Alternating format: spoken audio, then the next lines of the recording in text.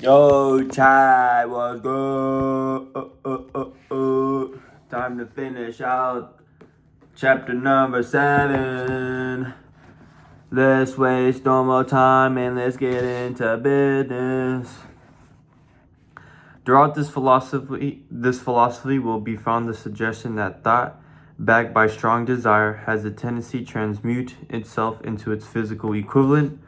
Before passing on, I wish to leave you with the suggestion that one may find in this story and in the story of the Organization of the United States Steel Cooperation a perfect description of the method by which thought makes its astonishing transformation.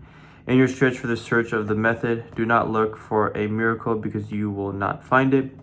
You will find only the eternal laws of nature. These laws are available to every person who has the faith and the courage to use them. They may be used to bring freedom to a nation or to accumulate riches. There is no charge save the time necessary to understand and appropriate them.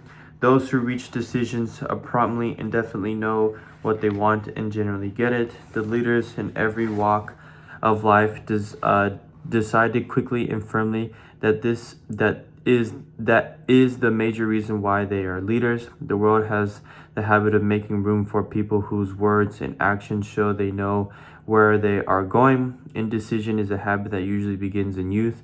The habit takes on permanency as the youth goes through school and even through university or college without definitiveness of purpose. The major weaknesses of all educational systems that they neither teach or encourage the habit of defined decision. It would be beneficial if no university or college would permit the enrollment of any student unless until the student declared their major purpose in graduating. It would be of still greater benefit if every student starting school were compelled to accept training in the habit of decision and forced to pass a satisfactory examination on this subject before being permitted to advance. The habit of indecision acquired because of the deficiencies of our school systems does with the students into the occupations they choose. If, in fact, they choose their occupations, generally young people just out of school seek any job that can be found. They take the first place they find because they have fallen into the habit of indecision. 98 out of every 100 people working for wages today are in the positions they hold because they lack the defiantness of decision to plan a defined position and the knowledge of how to choose an employer. Definitiveness of decisions always requires courage, sometimes every great courage. The 56 men who signed the Declaration of Independence staked their lives on the decision to affix their signatures to that document. People who reach a defined decision to procure a particular job and make a life pay the price they ask do not stake their life on the decision. They stake their economic freedom, financial independence, riches, desirable business, and professional positions are not within reach of the person who neglects or refuses to accept, plan, and demand these things. The person who desires riches in the same spirit that Samuel Adams desired freedom for the colonies is sure to accumulate wealth. A modern example of a person who displayed courage in making decisions is Fred Smith, the founder of Federal Express, FedEx. When Smith was a student in economics class at Yale University, his professor stated that air freight was the wave of the future and would be the primary source of revenue for the airlines. Smith wrote a paper disagreeing. His argument was that the passenger route patterns that were the primary airline routes were wrong for freight. He noted that because costs would not come down with volume, the only way air freight would be profitable was through a whole new system that would reach out to smaller cities as well as big ones and designed for packages and not people. The professor considered this entirely unfeasible and gave Smith's paper a low grade. Smith's concept was to start an all-freight airline that would fly primarily at night when the airports weren't congested. It would carry small, high-priority packages when speed of delivery was more important than cost. It would bring all the packages to a central point. He chose his hometown Memphis, where through a special designed computer program, the packages would be sorted, dispersed, and loaded on planes that were flown to the ultimate destinations. By consolidating all shipments to smaller cities, it would be enable the company to fly full plane loads to cities all over the country and eventually the world. Smith believed that venture capitalists would be interested and excited about his innovation idea, but to his shock, little interest was developed in the financial community.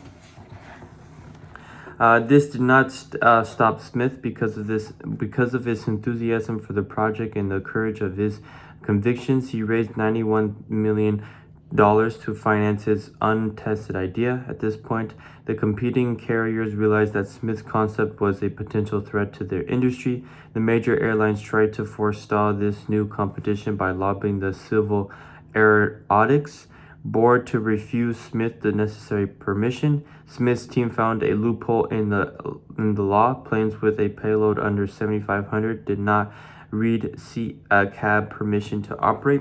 Smith went ahead and assembled a fleet of small jets. He began construction of his own facility at Memphis and started serving 75 airports. FedEx would pick up packages at airports all over the country and fly them to Memphis, where they were sorted out and processed for immediate reshipment to other cities. Once unloaded, FedEx trucks delivered them to their destinations. Smith set a goal to get all packages to their destinations within 24 hours of pickup, and this goal was almost always met. Despite the hard work and efforts of the company, the first few years were financial disasters. Losses amounted to millions of dollars.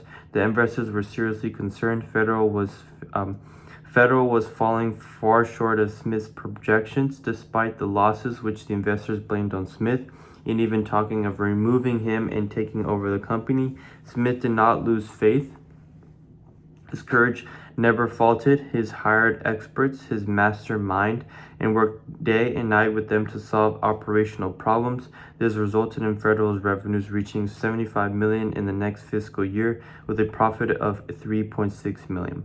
Although competition from Faxes virtually eliminated the use of FedEx for letters and documents, and despite competition from other air freight companies and the Postal Service, which offered overnight service at a much lower price, Smith's continued innovation and dedication to continuous improvement have kept Federal as the #1 carrier in its field. In Chapter 7 on organized planning, you will find complete instructions for marketing every type of service. You will also find detailed information on how to choose the employer you prefer and the particular job you desire. These instructions will be of no value to you unless you definitely decide to organize them into a plan of action. And that is what you call Chapter 8 finished. A good storyline about the Declaration of Independence, but also the history about FedEx that I was not aware of. Yet again, another story about persistence, about discipline, and sticking to your vision. Very fascinating to see how Smith could not fund it initially, but was able to fund it and was still met with drawbacks and obstacles and was still able to overcome it. And this is why many of the best and most prominent businesses and companies and organizations in the world are still standing to this day, because of their vision and because of their principles and desire of winning it all. So yeah, I'll see you guys tomorrow. Up to speed now. So peace.